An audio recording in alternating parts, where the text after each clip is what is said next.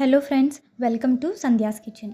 ಸಂಧ್ಯಾಸ್ ಕಿಚನಲ್ಲಿ ಇವತ್ತು ಬೆಳಿಗ್ಗಿನ ತಿಂಡಿಗೆ 10 ಮಿನಿಟ್ಸಲ್ಲಿ ರೆಡಿ ಆಗುವಂಥ ಈ ಡಿಫ್ರೆಂಟ್ ಸೇಮಿಯಾ ರೆಸಿಪಿ ಹೇಗೆ ಮಾಡೋದು ಅಂತ ತೋರಿಸ್ತಾ ಇದ್ದೀನಿ. ತುಂಬ ಟೇಸ್ಟಿಯಾಗಿರುತ್ತೆ ಈ ರೆಸಿಪಿ. ಇದಕ್ಕೆ ಈರುಳ್ಳಿ ಬೆಳ್ಳುಳ್ಳಿ ಅಂತ ಏನೂ ಬೇಡ, ಏನೂ ಕಟ್ ಮಾಡ್ಕೊಳ್ಳೋದಿಲ್ಲ. ತುಂಬ ಈಸಿಯಾಗಿ ಮಾಡ್ಬೋದು. ಕೇವಲ ಬರೀ 10 ನಿಮಿಷದಲ್ಲಿ ಇದನ್ನು ರೆಡಿ ಮಾಡ್ಬೋದು. ಬನ್ನಿ ಈ ರೆಸಿಪಿ ಹೇಗೆ ಮಾಡೋದು ಅಂತ ನೋಡೋಣ.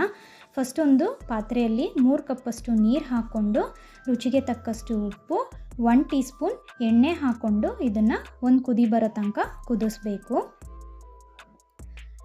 ನೋಡಿ, ಈ ರೀತಿ ಒಂದು ಕುದಿ ಬಂದಮೇಲೆ 1.5 ಕಪ್ಪಷ್ಟು ಶಾವಿಗೆನ ಹಾಕ್ಕೊತಾ ಇದ್ದೀನಿ. ಇದು ಹಾಕ್ಕೊಬೇಕಾದ್ರೆ ಲೋ ಫ್ಲೇಮಲ್ಲಿ ಇಟ್ಬಿಟ್ಟು ಇದನ್ನು ಮಿಕ್ಸ್ ಮಾಡ್ಕೊತಾ ಹಾಕ್ಕೊಬೇಕು, ಇಲ್ಲಾಂದರೆ ಅಲ್ಲೇ ಗಂಟು ಕಟ್ಕೊಂಡ್ಬಿಡುತ್ತೆ. ನಿಧಾನವಾಗಿ ಈ ರೀತಿ ಮಿಕ್ಸ್ ಮಾಡಿಕೊಂಡು ಇದನ್ನು ಚೆನ್ನಾಗಿ ಬೇಯೋ ತನಕ ಇದನ್ನು ಬೇಯಿಸ್ಕೊಬೇಕು.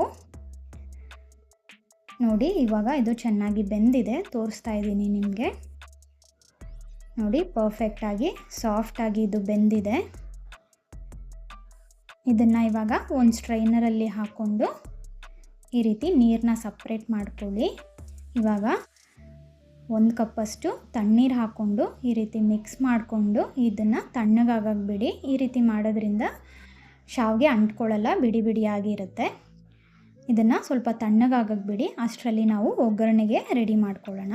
ಒಂದು ಬಾಣಲಿಯಲ್ಲಿ 2 ಟೇಬಲ್ ಸ್ಪೂನ್ ಎಣ್ಣೆ ಹಾಕ್ಕೊಂಡು ಬಿಸಿ ಮಾಡ್ಕೊಳ್ಳಿ. ಎಣ್ಣೆ ಬಿಸಿ ಆದಮೇಲೆ 1/4 ಟೀ ಸ್ಪೂನ್ ಸಾಸಿವೆ, 1/4 ಟೀ ಸ್ಪೂನ್ ಜೀರಿಗೆ, 1/4 ಟೀ ಸ್ಪೂನ್ ಉದ್ದಿನಬೇಳೆ, 1/4 ಟೀ ಸ್ಪೂನ್ ಕಡಲೆಬೇಳೆ, 2 ಟೀ ಸ್ಪೂನ್ ಕಡಲೆಕಾಯಿ ಬೀಜ ಹಾಕ್ಕೊಂಡು ಮಿಕ್ಸ್ ಮಾಡ್ಕೊತಾ ಕಡಲೆ ಬೀಜ ಚೆನ್ನಾಗಿ ಫ್ರೈ ಆಗೋ ತನಕ ಇದನ್ನು ಮಿಕ್ಸ್ ಮಾಡ್ಕೊತಾ ಫ್ರೈ ಮಾಡ್ಕೊಳ್ಳಿ. ಇವಾಗ ಸ್ವಲ್ಪ ಕರಿಬೇವಿನ ಸೊಪ್ಪು, 3 ಹಸಿಮೆಣ್ಸಿನ್ಕಾಯಿ, 1 ಒಣಮೆಣ್ಸಿನ್ಕಾಯಿ ಹಾಕ್ಕೊಂಡು ಮಿಕ್ಸ್ ಮಾಡ್ಕೊತಾ ಫ್ರೈ ಮಾಡ್ಕೊಳ್ಳಿ.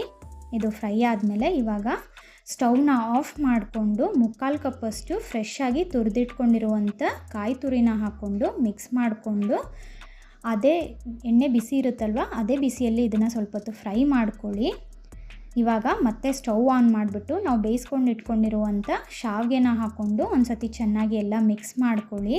ಈ ಒಗ್ಗರಣೆಯಲ್ಲಿ ಶಾವಿಗೆ ಚೆನ್ನಾಗಿ ಮಿಕ್ಸ್ ಆಗೋ ಥರ ಚೆನ್ನಾಗಿ ಮಿಕ್ಸ್ ಮಾಡಿಕೊಂಡು ಇವಾಗ ಟೇಸ್ಟ್ ನೋಡಿಕೊಂಡು ಇದಕ್ಕೆ ಉಪ್ಪನ್ನು ಅಡ್ಜಸ್ಟ್ ಮಾಡಿಕೊಂಡು ಚೆನ್ನಾಗಿ ಮಿಕ್ಸ್ ಮಾಡ್ಕೊಳ್ಳಿ.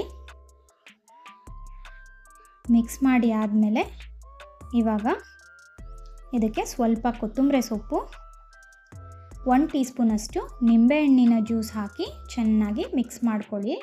2 ನಿಮಿಷ ಲೋ ಫ್ಲೇಮಲ್ಲಿ ಇದು ಮಿಕ್ಸ್ ಮಾಡ್ಕೊತಾ ಫ್ರೈ ಮಾಡಿಕೊಂಡು ಸ್ಟವ್ ಆಫ್ ಮಾಡಿ ಬಿಸಿ ಬಿಸಿಯಾಗಿ ಸರ್ವ್ ಮಾಡಿ. ತುಂಬಾ ಟೇಸ್ಟಿ ಇರುತ್ತೆ. ನೋಡಿದ್ರಲ್ಲ ಎಷ್ಟು ಈಸಿಯಾಗಿ ಮಾಡುವಂಥ ಶಾವಿಗೆ ಬಾತ್ ರೆಡಿಯಾಗಿದೆ. ಈ ರೆಸಿಪಿ ಟ್ರೈ ಮಾಡಿ, ತುಂಬ ಈಸಿಯಾಗಿ ಆಗುತ್ತೆ. ಟ್ರೈ ಮಾಡಿ ಹೇಗೆ ಬಂತು ಅಂತ ನನಗೆ ಕಮೆಂಟ್ ಸೆಕ್ಷನಲ್ಲಿ ತಿಳಿಸಿ. ಹಾಗೆ ಈ ವಿಡಿಯೋನ ನಿಮ್ಮ ಫ್ರೆಂಡ್ಸ್ ಆ್ಯಂಡ್ ಫ್ಯಾಮಿಲಿ ಜೊತೆ ಶೇರ್ ಮಾಡಿ. ಇನ್ನಷ್ಟು ಈಸಿ ಆ್ಯಂಡ್ ಟೇಸ್ಟಿ ರೆಸಿಪೀಸ್ಗೆ ಸಂಧ್ಯಾಸ್ ಕಿಚನ್ ಚಾನಲ್ನ ಸಬ್ಸ್ಕ್ರೈಬ್ ಮಾಡಿ. ಪಕ್ಕದಲ್ಲಿರುವಂಥ ಬೆಲ್ ಐಕನ್ನ ಕ್ಲಿಕ್ ಮಾಡಿ. ನನ್ನ ಎಲ್ಲ ಲೇಟೆಸ್ಟ್ ನೋಟಿಫಿಕೇಷನ್ಸ್ ನಿಮಗೆ ಸಿಗುತ್ತೆ. Thank you.